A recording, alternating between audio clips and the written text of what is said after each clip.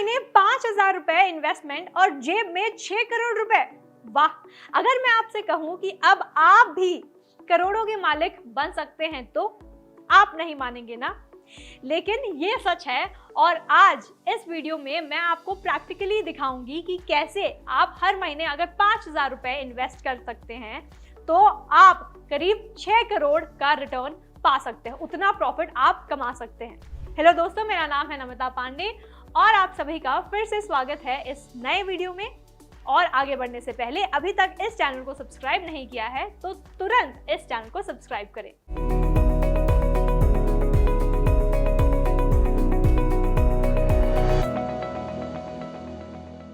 जब भी हम इन्वेस्टमेंट की बात करते हैं तो अपने आप से सबसे पहला सवाल यही होता है कि यार कहाँ इन्वेस्टमेंट करूं।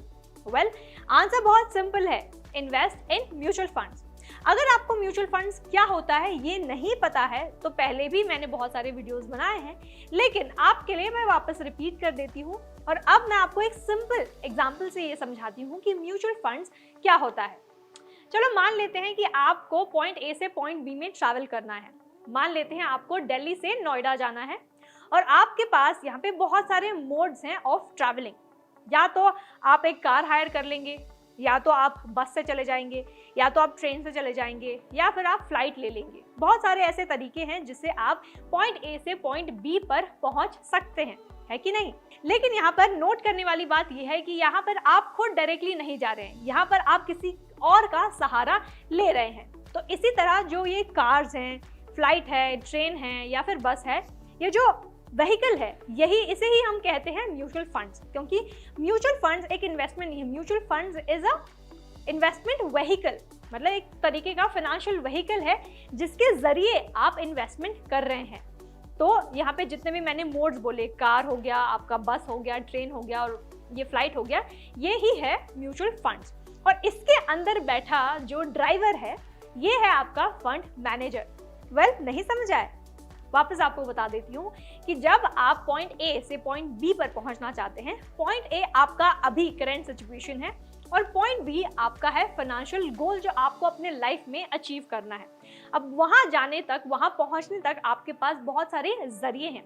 म्यूचुअल फंड एक ऐसा जरिया है जहां पर आप इन्वेस्ट कर कर अपना पैसा डबल कर सकते हैं और अपने फाइनेंशियल गोल्स को अचीव कर सकते हैं। तो म्यूचुअल फंड एक ऐसा ही फाइनेंशियल व्हीकल है। तो जैसा कि मैंने कहा कि ये सारे जो व्हीकल्स हैं दिल्ली से नोएडा पहुंचने के लिए, म्यूचुअल फंड्स भी एक ऐसा है और उसके बैठा जो ड्राइवर है वो आपका फंड मैनेजर है। तो जब भी आप म्यूचुअल फंड्स में इन्वेस्ट करते हैं तो यहाँ पर एक एक्सपर्ट बैठा हुआ है आपका गाड़ी आगे बढ़ाने के लिए, और उसे हम कहते हैं फंड मैनेजर, जो आपके पोर्टफोलियो का ध्यान रखता है। तो अब यहाँ पर जब भी आप इसमें इन्वेस्ट करते हैं तो बहुत सारे कैटेगरीज होते हैं जहाँ पे आप इन्वेस्ट कर सकते हैं, और फंड मैनेजर आपका पोर्टफोलियो मैनेज करता है और ये देखता है कि आपके रिस्क एपेटाइट और आपके फाइनेंशियल गोल के हिसाब से उसे आपका पैसा कहाँ निवेश करना चाहिए आगे। तो यहाँ पर आपका फंड मैनेजर आपका पैसा री इन्वेस्ट करता है बहुत सारी कंपनीज में, बहुत सारे जगहों पर, कमोडिटीज पर। अब सवाल ये आता है, या फिर आप मुझसे ये सवाल कर सकते हैं कि जब मैं म्यूचुअल फंड में इन्वेस्ट कर रहा हूँ तो मैं कहाँ इन्वेस्टमेंट कर सकता हूँ। तो यहाँ पे मैं आपको बता दूं, यहाँ पे बहुत सारे टाइप्स हैं। जैसे कि आप इक्विटी म्यूचुअल फंड में इन्वेस्ट कर सकते हैं, आप डेट म्यूचुअल फंड में इन्वेस्ट कर सकते हैं, आप बैलेंस्ड या फिर हाइब्रिड म्यूचुअल फंड में इन्वेस्ट कर सकते हैं, और आखिर में आप टैक्स सेविंग म्यूचुअल फंड में भी इन्वेस्ट कर सकते हैं।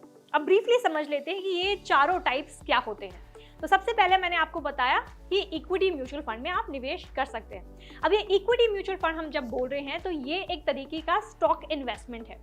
तो आप मान लेते हैं आप एक ऐसे इन्वेस्टर हैं, एक ऐसे व्यक्ति हैं जो आप जहां पे आपको अपना पैसा डेफिनेटली बढ़ाना है और आपको स्टॉक्स में इन्वेस्ट करना है, लेकिन आपको इतना रिस्क नहीं लेना है और आपको इतनी स्टडी नहीं करनी है, आपके पास टाइम नहीं है, पर फिर भी आपको स्टॉक्स में इन्वेस्ट करना है जैसे तैसे। तो म्यूचुअल फंड आपको एक ऐसा ऑप्शन देता है कि आप स्टॉक्स में इन्वेस्ट करें, वो भी इनडायरेक्टली। यहाँ पर जब आप म्यूचुअल फंड के इक्विटी म्यूचुअल फंड में इन्वेस्ट करते हैं, इसका मतलब कि आप किसी कंपनी का स्टॉक खरीद रहे हैं, वहां पर इन्वेस्ट कर रहे हैं। तो यहाँ पे आप अगर आप ज्यादा रिस्क ले सकते हैं अपने इन्वेस्टमेंट में, यानी कि आपको अगर शॉर्ट पीरियड ऑफ टाइम में ज़्यादा मुनाफा कमाना है, ज़्यादा प्रॉफिट कमाना है, एट द सेम टाइम आपको ज़्यादा रिस्क लेना है, आप ले सकते हैं अपने इन्वेस्टमेंट पर, तभी मैं आपको रेकमेंड करूंगी कि आप इक्विटी में इन्वेस्ट करें। साथ ही मैं आपको बता दूं, जब आप इक्विटी में इन्वेस्ट कर रहे हैं तो लंबे समय तक ही आप करें और शॉर्ट टाइम पे आप ना करें। पर यहाँ पे जो रिटर्न्स जो है वो बहुत जल्दी बढ़ते हैं। लंबे समय तक इन्वेस्ट करें पर रिटर्न्स भी ज़्यादा पाएं। और यहाँ पे पॉइंट ये है कि ये ज़्यादा रिस्की हो सकता है। तो इक्विटी इन्वेस्टमेंट जो है या इक्विटी रिलेटेड जो सिक्योरिटीज़ हैं, यहाँ पे आपका फंड मैनेजर इन्वेस्ट करता है ऐसे कंपनीज के स्टॉक्स खरीदने में और ये आपके पोर्टफोलियो में डाल देता है। तो आज बहुत सारे ऐसे फंड ऑप्शंस भी मिल जाएंगे, जैसे ICICI प्रूडेंशियल टेक्नोलॉजी फंड हो गया। तो ऐसे बहुत से तरीके के इक्विटी फंड्स भी मौजूद हैं, कैनरा रोबेको हो गया। तो बहुत से ऐसे इक्विटी फंड्स हैं जहाँ पे आप इन्वेस्ट कर सकते हैं। अगेन मैं आपको रिपीट करके यही बताऊंगी कि ये थोड़े ज़्यादा रिस्की होते हैं। तो यही होता है इक्विटी म्यूचुअल फंड, जहाँ पे आप इनडायरेक्टली किसी कंपनी का शेयर खरीद रहे हैं। दूसरा आता है डेट म्यूचुअल फंड। अब मान लेते हैं कि आपको इतना रिस्क नहीं लेना है पर आपको रिटर्न्स भी बहुत अच्छे चाहिए, तो इसके लिए आपके पास ऑप्शन ये है कि आप डेट म्यूचुअल फंड्स में इन्वेस्ट करें। अब आप ये पूछ सकते हैं कि ये डेट म्यूचुअल फंड्स क्या होता है। वेल, डेट म्यूचुअल फंड एक तरह का फिक्स्ड इनकम सिक्योरिटीज इन्वेस्टमेंट है, जहाँ पर जैसे हो गया आपका गवर्नमेंट बॉन्ड्स खरीद सकते हैं, आप कॉर्पोरेट बॉन्ड्स खरीद सकते हैं, डिबेंचर्स खरीद सकते हैं, या किसी भी प्रकार का आप सर्टिफिकेट या फिर सिक्योरिटीज खरीद सकते हैं। ये अगर हम कंपेयर करें इक्विटी से तो कम रिस्की होते हैं और साथ ही आपको अच्छे रिटर्न्स देते हैं। पर आपको मैं यहाँ पे ये भी बताना चाहूँगी कि हर बार इतने रिस्क फ्री नहीं होते और कुछ कुछ ऐसे सर्टिफिकेट्स हैं जिसका पढ़ना आपको बहुत ज़रूरी होगा। वहाँ पे आप पास्ट उसका परफॉर्मेंस कैसा रहा है, कितने रेटिंग मिले हैं, ये भी आप चेक कर लीजिएगा ज़रूर। तो यहाँ पे आप इन्वेस्ट कर सकते हैं अगर आपको ज़्यादा रिस्क नहीं लेना है, पर यहाँ पे रिटर्न्स भी कंपेरेटिवली बहुत कम मिलते हैं, ये भी आपको बता दूं। तीसरा ऑप्शन ये है कि आप बैलेंस्ड या फिर हाइब्रिड म्यूचुअल फंड में इन्वेस्ट करें। अब ये बैलेंस्ड या फिर हाइब्रिड म्यूचुअल फंड ऐसा इन्वेस्टमेंट प्लान है जहां पर आप 50% आप इक्विटी में इन्वेस्ट करें और 50% आप डेट में इन्वेस्ट करें। तो यहाँ पे एक बैलेंस मिल जाता है आपको कि आप ज़्यादा रिस्क भी ना लें और ज़्यादा लॉस में भी ना जाएं। ये भी एक ऐसा ऑप्शन है जो आप एक्सप्लोर कर सकते हैं। और चौथा म्यूचुअल फंड का ऑप्शन है कि आप टैक्स सेविंग म्यूचुअल फंड में इन्वेस्ट करें। और जब भी हम टैक्स सेविंग म्यूचुअल फंड की यहाँ पे बात कर रहे हैं तो इट इज ऑलवेज ELSS, यानी कि इक्विटी लिंक्ड सेविंग्स स्कीम। तो ये एक लौता म्यूचुअल फंड का स्कीम है जो आपका टैक्स बचाता है और इन अ ईयर सेक्शन 80C के अंतर्गत ये 1.5 लाख का टैक्स आपको डिडक्शन मिलता है। अगर हम इसके इन्वेस्टमेंट की बात करें तो ये लॉक इन पीरियड के साथ आता है और यहाँ पर जब भी आप ELSS में इन्वेस्ट करें उसके 3 साल बाद ही आप अपना प्रिंसिपल और इंटरेस्ट निकाल सकते हैं। तो ये थे कुछ 4 टाइप के म्यूचुअल फंड। एक हो गया इक्विटी म्यूचुअल फंड, दूसरा हो गया डेट म्यूचुअल फंड, तीसरा आपका हो गया हाइब्रिड या फिर बैलेंस्ड म्यूचुअल फंड और चौथा हो गया आपका टैक्स सेविंग या फिर ELSS म्यूचुअल फंड। तो ये थे कुछ major types of mutual fund. अगर आपको इन डिटेल जानना है कि और कौन कौन से ऐसे टाइप्स हैं म्यूचुअल फंड की, तो उसके लिए मैंने ऑलरेडी एक दूसरा वीडियो भी बनाया है, तो वहाँ पे आपको इन डिटेल नॉलेज मिल जाएगा on types of mutual fund. अब आगे बढ़ते हुए मैं आपको ये बता दूं कि जिस भी प्रकार का म्यूचुअल फंड आप यहाँ पे चूज करते हैं, आपका फंड मैनेजर उस हिसाब से आपका पैसा म्यूचुअल फंड में री इन्वेस्ट करता है।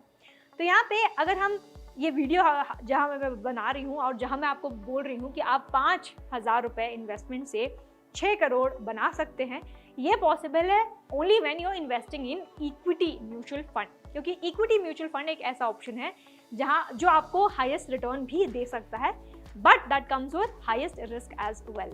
अब मैं आपको बता दूं कि जब हम इक्विटी म्यूचुअल फंड की बात कर रहे हैं तो इसके अंदर 3 प्रकार के होते हैं, 3 टाइप्स के होते हैं। एक होता है लार्ज कैप फंड्स, दूसरा होता है मिड कैप फंड और तीसरा होता है स्मॉल कैप फंड्स।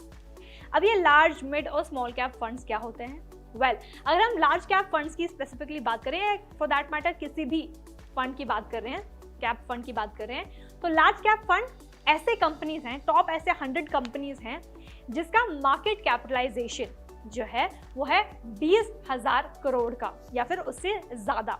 तो ऐसे टॉप 100 कंपनीज होते हैं, जैसे कि हमारा NSE या फिर BSE, उसमें जो लिस्टेड कंपनीज हैं टॉप 100, तो वो इन्वेस्टमेंट होता है लार्ज कैप फंड्स, जहाँ पे आप लार्ज कंपनीज में इन्वेस्ट कर रहे हैं। वहीं मिड कैप फंड ऐसा होता है जहाँ पे जो कंपनीज हैं, मिड साइज कंपनीज हैं, इसका जो मार्केट कैपिटलाइजेशन है करीब 5,000 करोड़ से 20,000 करोड़ का, और स्मॉल कैप फंड्स में ऐसे कंपनीज लिस्ट हुए होते हैं जहां पर जिसका मार्केट कैपिटलाइजेशन होता है 0 से लेकर 5000 करोड़ का वैल्यू, जिसका मार्केट कैपिटलाइजेशन उतना होता है। तो अब सवाल आता है कि ये मार्केट कैपिटलाइजेशन क्या होता है।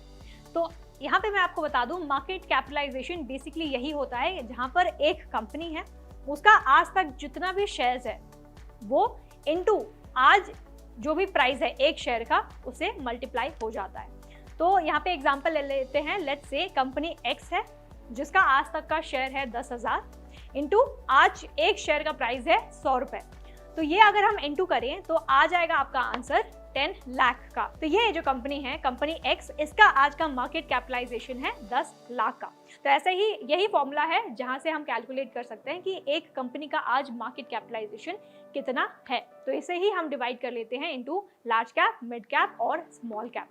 साथ ही मैं आपको ये बता दूं कि आज अगर आप लार्ज कैप फंड्स में इन्वेस्ट करते हैं, लार्ज कंपनीज में इन्वेस्ट करते हैं for a long period of time, तभी आपको बहुत अच्छे रिटर्न्स मिल सकते हैं। अब आगे बढ़ते हुए मैं आपको ये भी बता दूं कि जब आप म्यूचुअल फंड्स में इन्वेस्ट कर रहे हैं तो यहाँ पे 2 मोड्स ऑफ इन्वेस्टमेंट है, एक है लमसम, दूसरा है SIP। याद रहे कि ये मोड्स ऑफ इन्वेस्टमेंट है, ना कि ये एक इन्वेस्टमेंट है। जैसे बहुत लोगों को ये लगता है कि SIP इज एन इन्वेस्टमेंट, पर ये SIP इन्वेस्टमेंट नहीं है बल्कि एक मोड ऑफ इन्वेस्टमेंट है। अगर हम लमसम की बात करें, लमसम ऐसा इन्वेस्टमेंट ऑप्शन है या फिर मोड है जहाँ पे आपके पास बहुत सारी सेविंग्स है और सारी सेविंग्स आप एक साथ एक म्यूचुअल फंड में लगा देते हैं। अगर आपके पास 1 लाख की सेविंग है तो ये सारा का सारा 1 लाख आप एक साथ किसी फंड में लगा देते हैं, तो वो होता है लमसम इन्वेस्टमेंट। वहीं SIP की बात करें तो आप हर महीने एक small amount, specific amount, specific date पर इन्वेस्ट करते हैं एक फंड में, तो उसे हम कहते हैं SIP या फिर सिस्टमैटिक इन्वेस्टमेंट प्लान। तो अब आगे बढ़ते हुए जान लेते हैं एक स्क्रीन रिकॉर्डिंग के माध्यम से, अगर आज आप SIP करते हैं ऑफ ₹5,000 तो कितने टाइम तक आपके पास 6 करोड़ या फिर उससे ज़्यादा भी सेविंग्स आ सकते हैं, उससे ज़्यादा भी प्रॉफिट आपको मिल सकता है। तो चलिए आप स्क्रीन रिकॉर्डिंग के जरिए अपना स्क्रीन शेयर करके आपको मैं दिखा देती हूँ।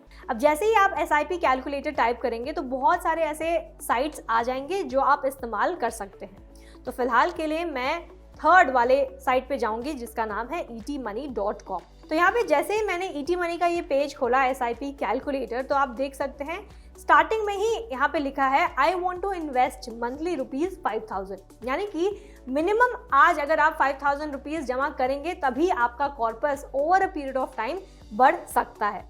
और यहाँ पे टाइम ड्यूरेशन जो दिया है यानी कि टेन्योर दिया है 5 साल का, और साथ ही यहाँ पे इन्वेस्टमेंट स्ट्रैटेजी दी हुई है एग्रेसिव। अब मैं आपको बता दूं कि स्टॉक मार्केट ने पिछले 40 साल में एटलीस्ट मिनिमम दिया है 14% का रिटर्न, और ये तब हुआ है जब आपने एग्रेसिव या फिर बहुत ही हाईली रिस्क लिया है अपने इन्वेस्टमेंट पर।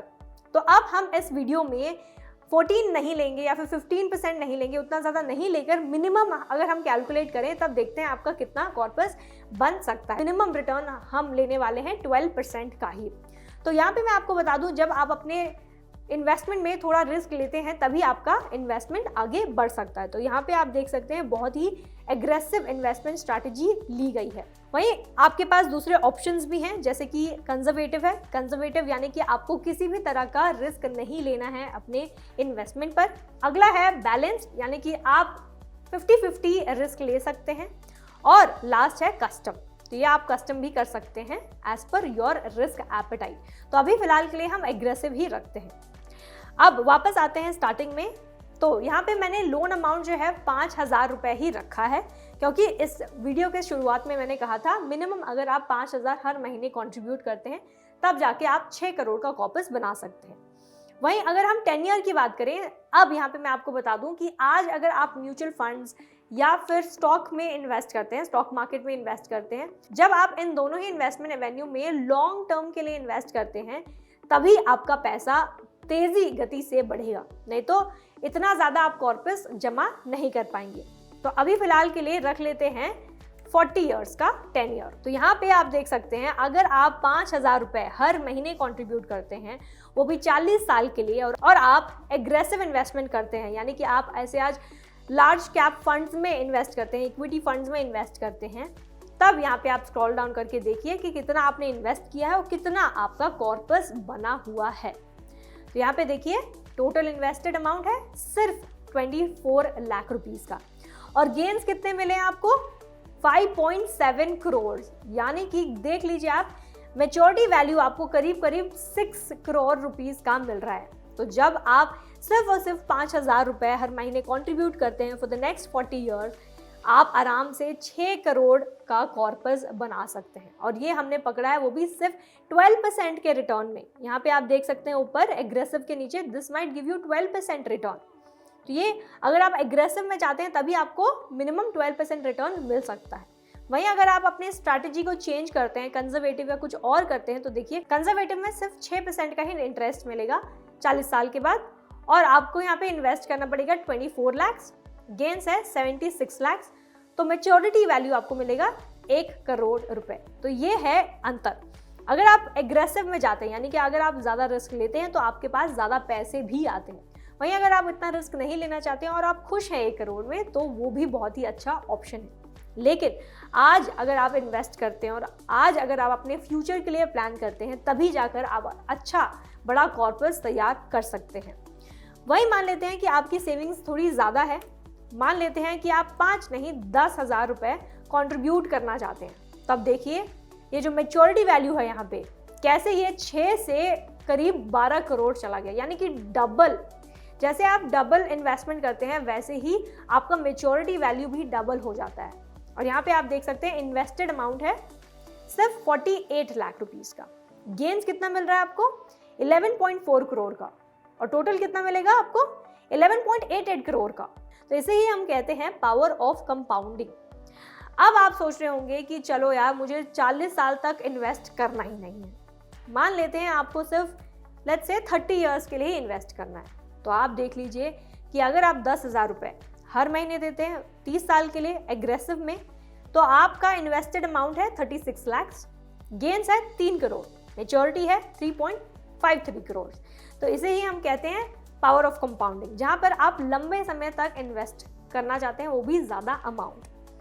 वहीं चलिए अब और एक एग्जांपल लेते हैं, और लेट्स से आपको सिर्फ 20 साल के लिए इन्वेस्ट करना है और आपको इतना ज़्यादा इन्वेस्टमेंट नहीं करनी है, लेट्स से 5,000 ही आपको इन्वेस्ट करना है हर महीने। तो यहाँ पे आप देख सकते हैं आपका इन्वेस्टेड अमाउंट है 12 लाख रुपीज़, गेन्स है 37.96 लाख, और आपको at the end maturity value मिलेगी नियरली 50 लाख रुपीज़ की। तो इसे ही हम कहते हैं कि कैसे पावर ऑफ कंपाउंडिंग की मदद से आप over a period of time अपने वेल्थ को बढ़ा सकते हैं। तो इसी तरह आप भी करोड़पति बन सकते हैं। उम्मीद करती हूँ ये वीडियो आपके लिए हेल्पफुल रहा होगा और आपको ये ज्ञान दिया होगा कि कैसे आप आज अगर आप सेव करना स्टार्ट करते हैं, जो मिनिमम अमाउंट से भी आप स्टार्ट कर सकते हैं, तो कितने टाइम तक आप कितने ज़्यादा पैसे सेव कर सकते हैं और उसे डबल भी कर सकते हैं over a period of time. And with the power of compounding की मदद से आप कितना ज़्यादा रुपए आप बचा सकते हैं, इतना प्रॉफिट आप कमा सकते हैं। साथ ही अगर आपको जानना है कि ये म्यूचुअल फंड क्या होता है, अगर आपको जानना है कि स्टॉक इन्वेस्टमेंट क्या होता है, अगर आपको जानना है कि एफडी में कैसे निवेश किया जाता है और उसके मापदंड यानी पैरामीटर्स क्या क्या हो सकते हैं, उसके प्रोज एंड कॉन्स क्या हो सकते हैं, आरडी में कैसे इन्वेस्ट कर सकते हैं, वो क्या होता है, कैसे फंक्शन करता है और कौन सा बेस्ट हो सकता है, और बाकी के जो पर्सनल फाइनेंस मैटर्स हैं उसमें आपको एक्सपर्ट बनना है, तो उसके लिए आप डाउनलोड कर सकते हैं फ्रीडम ऐप प्ले स्टोर या ऐप स्टोर से, जहां पर हम आपको बताते हैं और साथ ही एक्सपर्ट्स आपको सिखाते हैं कि कैसे आप पर्सनल फाइनेंस में एक एक्सपर्ट बन सकते हैं खुद। और इसके अलावा हम फार्मिंग और बिजनेस के बारे में भी आपको बहुत सारा ज्ञान देते हैं। तो जल्द से डाउनलोड कीजिए फ्रीडम ऐप प्ले स्टोर या ऐप स्टोर से। साथ ही अगर ये वीडियो आपको अच्छी लगी है तो इसे लाइक और शेयर करना ना भूलें। कमेंट कर हमें ये बताएं कि वीडियो आपको कैसा लगा और कैसे आप सजेस्ट करेंगे कि दूसरों को कि कितना वो इन्वेस्ट करें, और आप भी बताएं कि आप कितना इन्वेस्ट करते हैं। Thank you for watching freedom, get wise break free.